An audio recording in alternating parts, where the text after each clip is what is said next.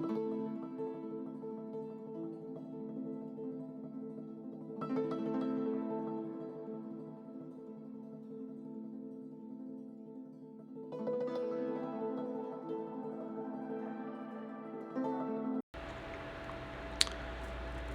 is Maximus Stefanovic. This is my 30-day project. My project was on the book Embrace the Suck by Brent Gleason. This book helped me push myself further than I have ever gone before. Here are my 4 goals. So, my first goal, my main goal is to improve my time in the 100 fly. This has been one of my goals for a very long time, and it's actually a very difficult stroke that I hope to be very good at in the future. One of my first steps and goals was to swim 5 days a week at practice. A second step and goal, so my second week, is to go to the gym about 3 or 4 days a week. My third step and goal was to eat healthy food. My fourth step and goal was to build my tolerance to adversity and continue to diversify my life. This is to push me forward in the stroke so that I can become as good as I want to be. Another bonus that I would like to mention is to try something new. That is my 5th goal, actually. And coming up right now are a couple of clips from swim practice. I'm doing doing a 50 fly and just a 50 freestyle.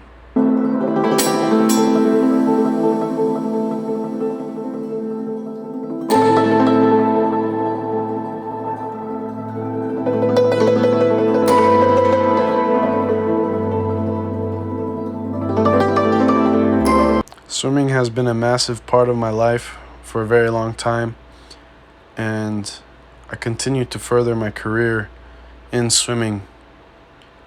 At least I hope to have a future career in the sport, whether it's at a club team at NAU or with Division I at ASU. My first quote comes from chapter 1, page 10.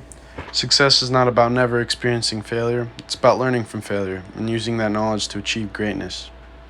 Throughout swim, I failed and failed and failed and failed over and over again. But through learning through all those failures, I have learned and overcome to improve my stroke and improve my weaknesses. Accepting and embracing failure as a natural part of learning process can lead to great success. This was found in chapter 1, page 13. I really like this quote, and it applies great to swim, that to just embrace failure as something that's natural and nothing that is fatal can have a great impact on your mental state. My second week was at the gym. Seamus is posing in the mirror while I'm on the phone. Great photo, Seamus. The next few clips are from us at the gym doing shoulder day. I think you'll find the clips are pretty funny. Unfortunately, even though I got clips of Seamus, he never got any videos of me. But that's okay, because as you can tell, I'm there. Look at Seamus. He's groaning and moaning, and that's what you like to see. This next quote is, embrace the suck, learn from it, and be better prepared to handle it the next time. That's from page 24, chapter 2. I like how this is applied to the gym because it's going to suck. But remember that for next time. I hate this. I hate you. I'll see you tomorrow. This next quote also applies to the gym very well. The greatest growth and development often occur during times of discomfort and challenge. This was from page 38, chapter 2. I really like this quote because going to the gym never is going to be easy if you want to see improvement. And you can see active improvement with your physique as you go to the gym, and it is very uncomfortable. My third week was April 14th. My previous week progress check was April 7th. And the swim clips were from March 31st. I forgot to mention. That is my fault. But this next photo is from April 14th. We're all eating food. Diet is a big part of being an athlete. And right here, it's Cade, Seamus, Ethan, and I. Ethan's out in the corner eating these perfectly prepared steaks. This next quote comes from page 50, chapter 3. The greatest leaders are not those who have never failed, but those who have failed and learned from their mistakes. This book is very repetitive. It goes over these main points over and over again just to make sure that it is ingrained within your brain and within your head. But yes, when you fail, you learn from those mistakes. And this next quote comes from page 83, chapter 5. The most successful people are those who have faced adversity head on and persevered.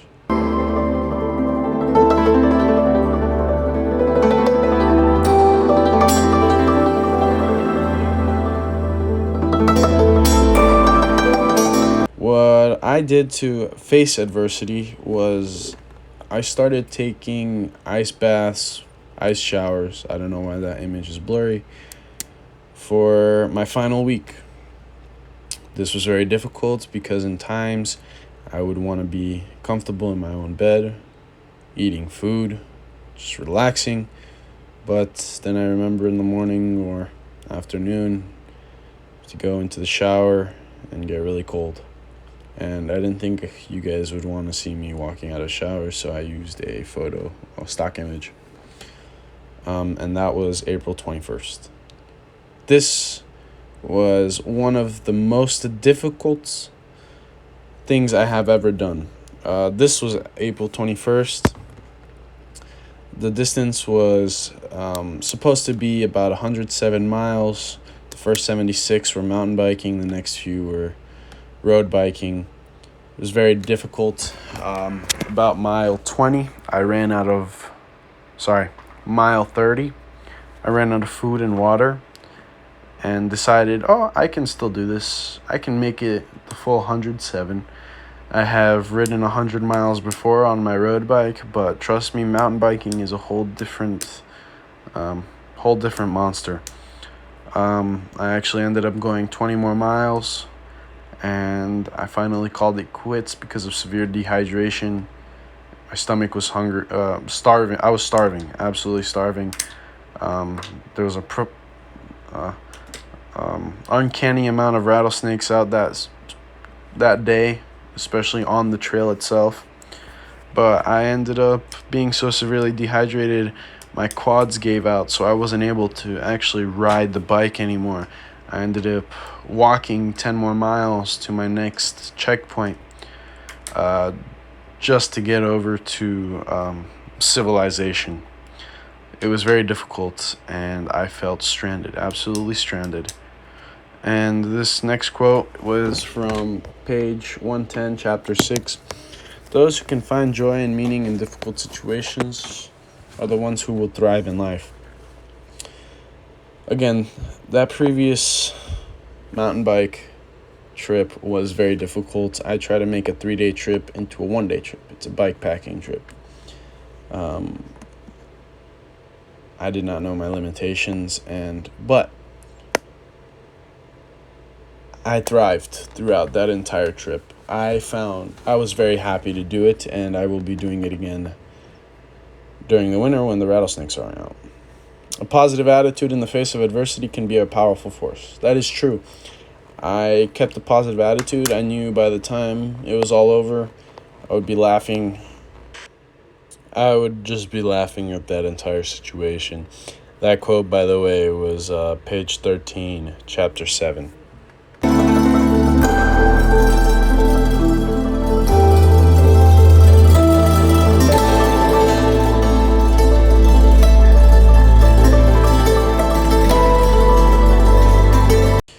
So for that bonus, I wanted to try something new.